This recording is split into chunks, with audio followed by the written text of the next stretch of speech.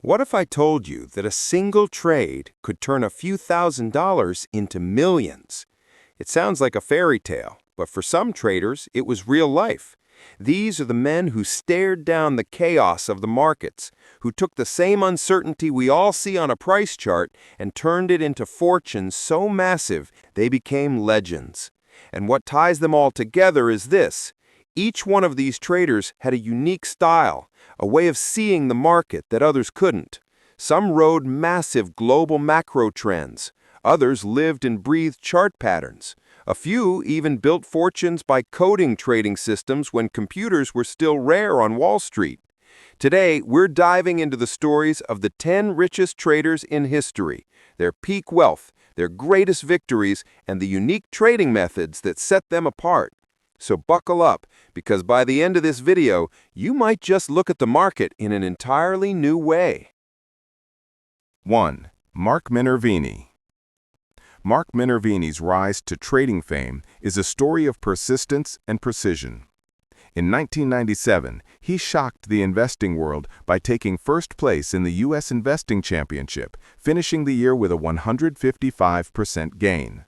That alone would have secured his place in trading history. But more than 2 decades later, in 2021, he returned to the very same competition, this time competing in the $1 million category, and posted an astonishing 334.8% return, proving that his edge was not a product of luck or timing, but a repeatable system that had stood the test of time. Alongside his victories, Minervini shared his philosophy in 2 best-selling books, Trade Like a Stock Market Wizard and Think and Trade Like a Champion, which have since become essential reading for traders around the world. By the mid-1990s, Minervini was already financially independent after compounding triple-digit annual returns for years. While exact figures remain private, multiple sources estimate his current net worth at around $72 million, a testament to the durability of his method and discipline. That method is called SEPA, Specific Entry Point Analysis. Instead of chasing low-priced stocks or betting blindly, Minervini waits for companies with strong fundamentals and industry leadership to tighten into consolidation patterns. When the breakout comes, supported by surging volume, he acts with surgical precision. His focus has always been on capturing momentum in its purest form, stocks in strong uptrends breaking free from periods of quiet contraction.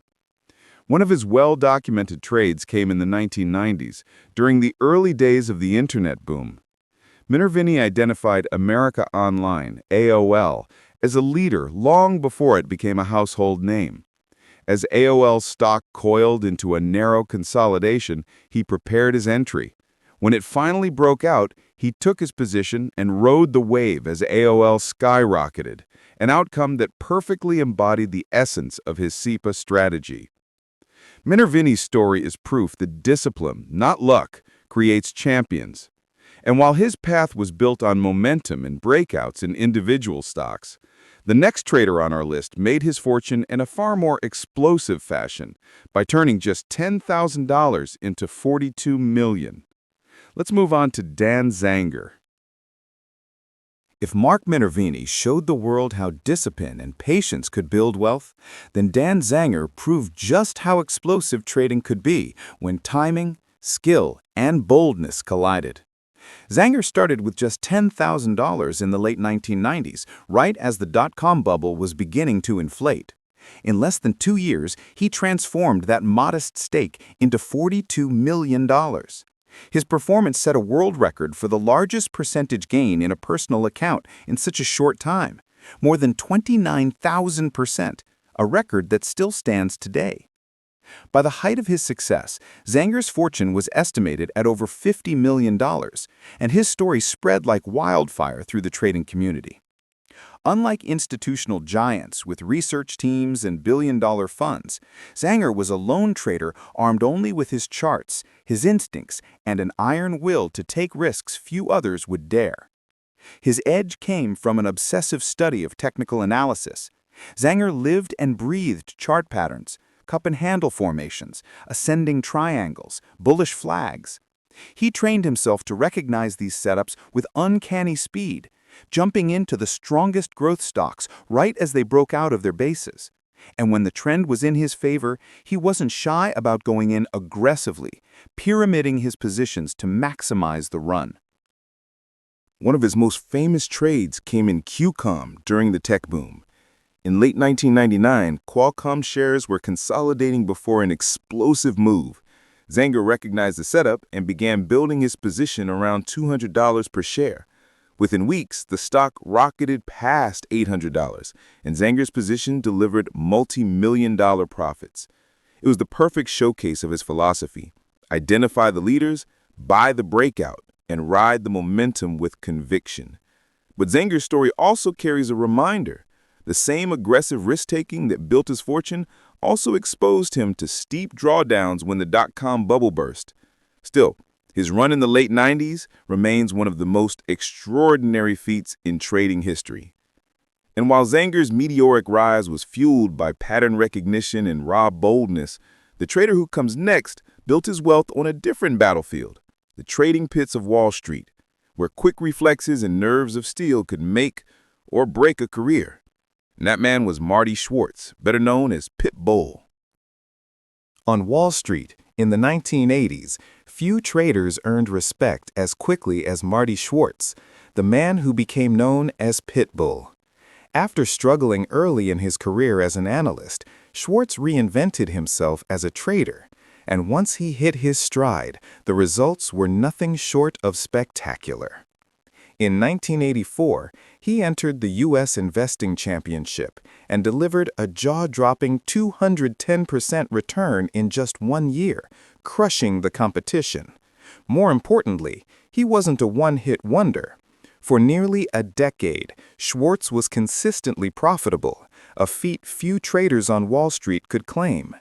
His memoir, Pit Bull: Lessons from Wall Street's Champion Day Trader, offers a raw, unfiltered glimpse into the highs and lows of his journey.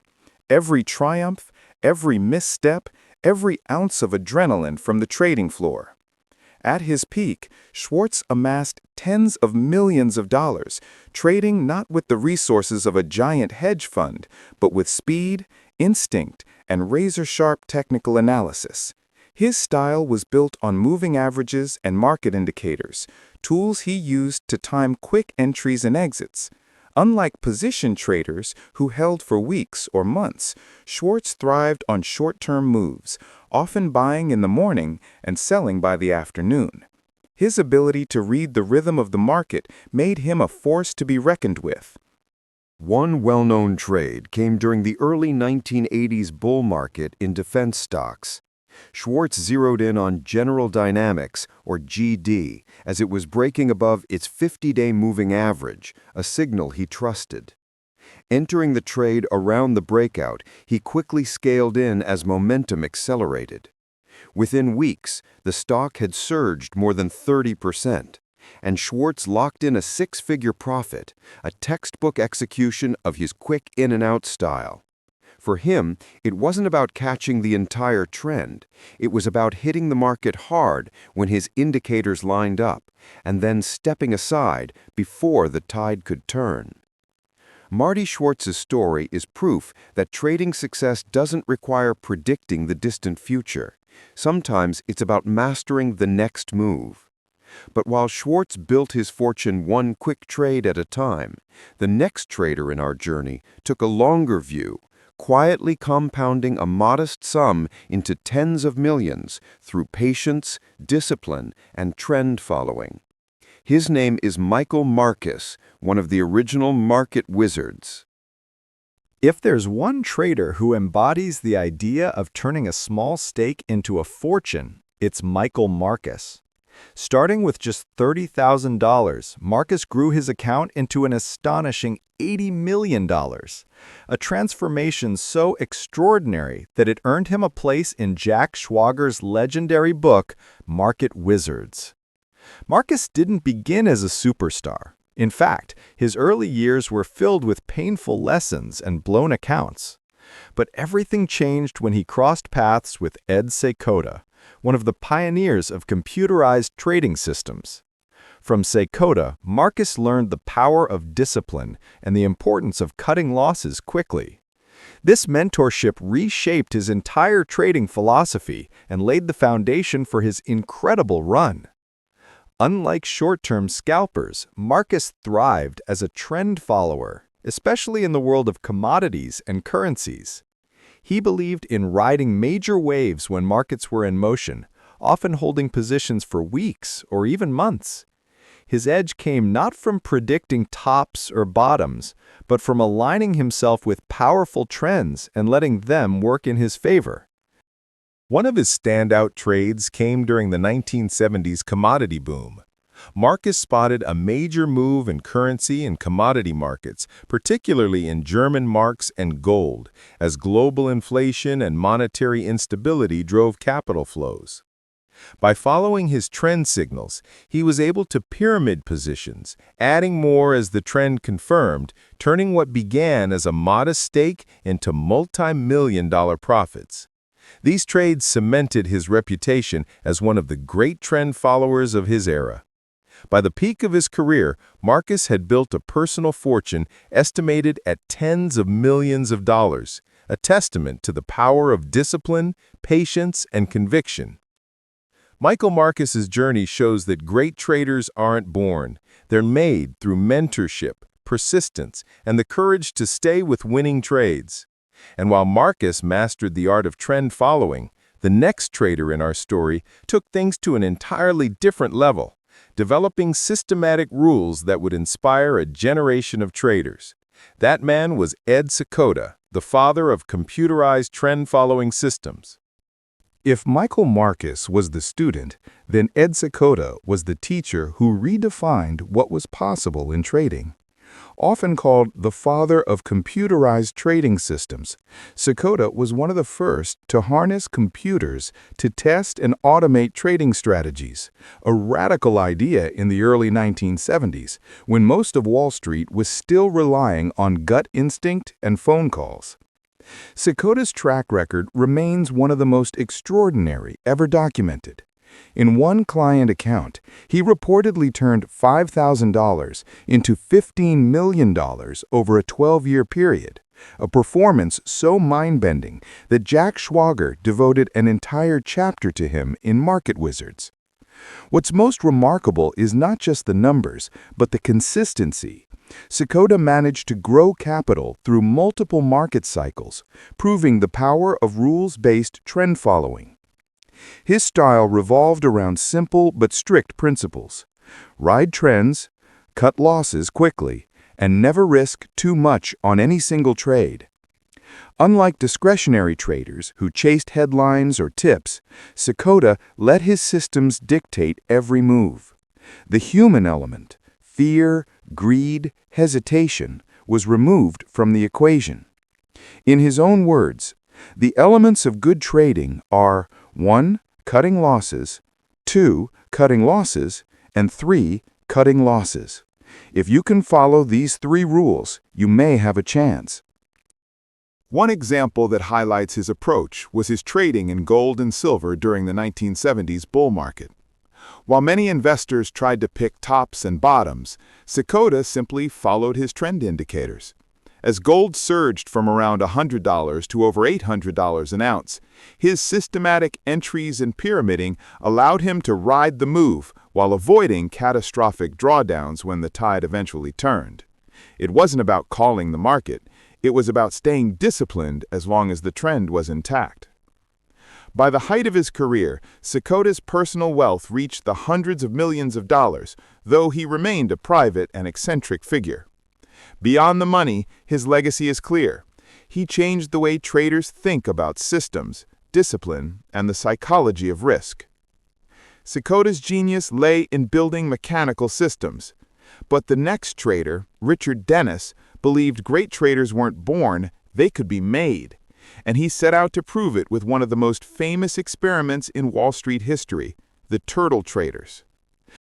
Richard Dennis, often called the Prince of the Pit, was a legend of the Chicago commodities exchanges. Starting with just $1,600 in the early 1970s, he turned it into a staggering $200 million fortune within a decade. His rise was so meteoric that even veteran traders were left stunned. But Dennis wasn't satisfied with just proving himself. He wanted to answer a bigger question. Are great traders born, or can they be taught? By the mid-1980s, Dennis's fortune was estimated at around $200 million, making him one of the wealthiest traders of his era. Dennis was a trend follower, trading primarily in commodities futures like grains, currencies, and energy. His strategy emphasized buying breakouts, pyramiding positions as trends moved in his favor, and cutting losses quickly. For him, trading was less about predicting and more about following rules with iron discipline. His most famous legacy is the Turtle Traders experiment. In 1983, Dennis and his partner William Eckhart recruited a group of ordinary people, ranging from a blackjack player to a security guard, and trained them in his rules-based system. The results shocked Wall Street. Many of these turtles went on to earn millions, proving Dennis's belief that trading could be taught if students followed a disciplined method. The experiment became one of the most remarkable success stories in trading history and cemented Dennis's place as not just a trader, but also a teacher. While Dennis proved that trading could be taught, the next figure showed what happens when sheer instinct meets the extremes of speculation. He was a man who made and lost fortunes on an epic scale. His name? Jesse Livermore, often called the greatest trader who ever lived. Jesse Livermore is remembered as one of the greatest stock operators in history, a man who built and lost multiple fortunes, and whose name became synonymous with both brilliance and risk. He first made headlines in 1907, when, while most investors were being destroyed by the panic, Livermore shorted stocks and walked away with millions. But his most legendary moment came during the 1929 Great Crash. As markets collapsed and panic swept the nation, Livermore's short positions netted him around $100 million, nearly $2 billion in today's dollars. At his peak, he was among the richest men in America. His fortune came not from long-term investing, but from a very specific style of speculation. Livermore was a master of tape reading, studying price and volume to gauge supply and demand in real time. He looked for pivot points, moments when a stock broke out of a trading range, often after long periods of consolidation. He believed that the big money is made by sitting, not trading, waiting patiently for the right setup, then committing heavily when the odds tilted in his favor. One concrete example was his trading in Anaconda copper during the early 1900s.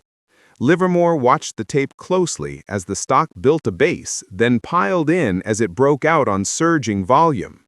By scaling up his position as momentum confirmed the move, he turned what started as a small trade into a fortune. This method, waiting for breakouts, buying strength, and cutting losses without hesitation, became the blueprint for countless traders after him. Livermore's influence also lives on through Edwin Lefebvre's classic book, Reminiscences of a Stock Operator.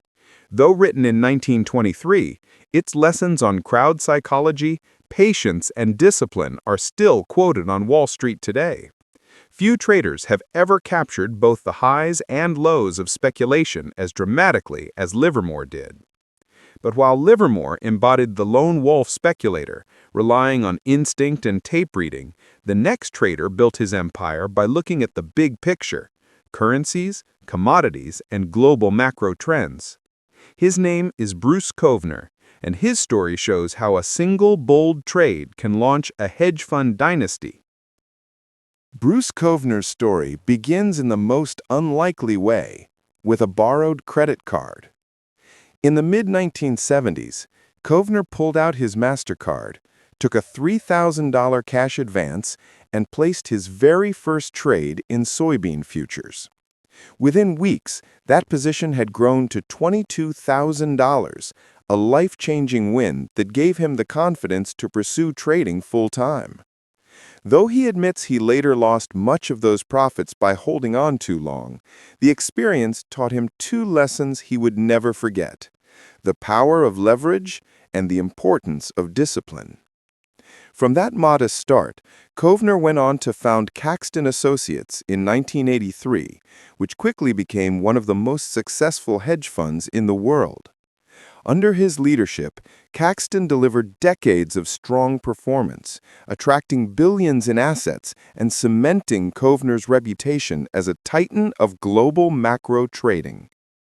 At his peak, Kovner's net worth reached roughly $9 billion, placing him among the wealthiest traders and hedge fund managers ever, according to Forbes. His trading style was global macro, placing massive bets on the direction of currencies, commodities, and interest rates based on his view of the world economy. He combined rigorous analysis with an ability to seize opportunities when markets were out of balance.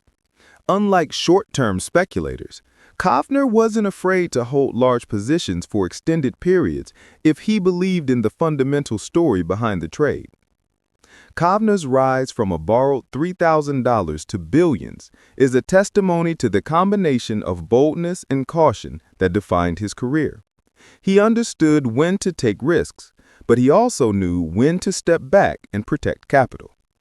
And if Kovner represented the disciplined architect of a hedge fund empire, the next trader was more of a battlefield general, famous for his fearless bets and uncanny ability to time the market. His name is Stanley Druckenmiller, and his story is inseparable from one of the most famous trades in history. Stanley Druckenmiller may not be a household name like Warren Buffett or George Soros, but within trading circles, he is considered one of the greatest to ever play the game. Today, his net worth sits around $7.8 billion, the result of a career defined by bold conviction and an uncanny ability to time markets. Druckenmiller's reputation was forged during his years at Soros's Quantum Fund, where he served as chief strategist and right-hand man.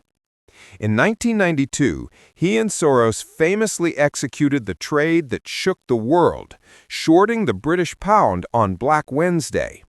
The bet netted $1 billion in profits in a single day, and Druckenmiller was the architect behind much of the trade's strategy. That moment permanently etched his name into financial history. What set Druckenmiller apart was his willingness to size up aggressively when everything aligned. His style was global macro trading, but he didn't scatter his capital across dozens of small positions. Instead, when he had conviction, he bet big, sometimes wagering billions on a single idea. It was a philosophy he summed up in one unforgettable line: "It takes courage to be a pig." To Druckenmiller, being cautious with conviction was worse than being wrong. If you believed in a trade, you had to have the courage to push it with size. Despite his aggressive approach, Druckenmiller maintained one of the most remarkable track records in hedge fund history, over 30 years without a single losing year while running money professionally. That kind of consistency across bull and bear markets cements his place among the legends. And while Druckenmiller was the master of bold conviction bets, the next trader on our journey was the embodiment of preparation and foresight, someone who became a billionaire by not just predicting crashes, but profiting handsomely from them. His name is Paul Tudor Jones. Paul Tudor Jones's rise to trading fame was forged in moments of extreme market stress. In 1987, as panic swept across Wall Street, he executed trades that would forever define his career. Predicting the crash before most others realized the danger, Jones positioned his fund to profit from the downturn, ultimately tripling his money while the broader market was in chaos. That singular foresight and execution cemented his reputation as one of the world's greatest macro traders. Today, Jones's net worth is estimated at around $8.1 billion, built not only from his early trades, but also from decades of managing Tudor Investment Corporation, the hedge fund he founded in 1980. Under his leadership, Tudor became a powerhouse in global macro, consistently delivering strong returns across different market cycles. Jones's style is global macro trading, but what set him apart was the combination of bold bets and meticulous risk management. He looks for trends across currencies, commodities, and equities, often taking contrarian positions during extreme market conditions. Yet every position is carefully sized, and losses are cut quickly, sometimes within minutes, ensuring that no single trade can endanger the entire portfolio. This disciplined approach allowed him to survive and thrive through volatile markets where many others faltered. One of his most famous trades, captured in the 1987 documentary Trader, demonstrates this approach vividly. During the crash, Jones used futures contracts on indices and currencies, following trend signals and acting decisively on volatility. The results were staggering, with profits that not only preserved capital but multiplied it, turning Tudor into a name synonymous with skill, timing, and courage. Beyond trading, Paul Tudor Jones is known for his philanthropy. He founded the Robin Hood Foundation, focusing on alleviating poverty in New York City, and has become a vocal advocate for socially responsible investing. His story is a reminder that the same principles, discipline, risk management, and timing that build fortunes in markets can also be applied to make a tangible impact on the world. The 10 traders we've explored may not be the absolute richest on Wall Street, but there's one undeniable truth. These are exceptional individuals. Many of them weren't running massive funds, weren't born with advantages, and didn't have access to insider information. In fact, for many, their starting capital and opportunities were very similar to what an ordinary investor might have today. And yet, through discipline, relentless study, emotional control, and a commitment to following proven strategies, they built fortunes that most can only dream of. From triple-digit returns in a single year to perfectly timed trades during market crashes, these traders demonstrate that success in the markets doesn't require privilege.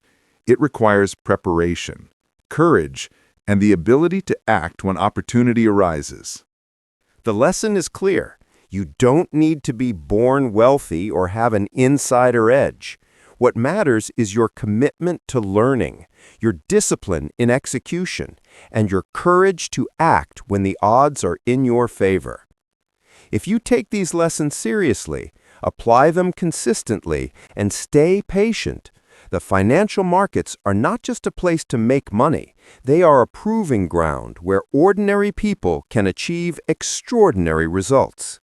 So ask yourself, are you ready to study, practice, and take control of your financial future, just like these legends did?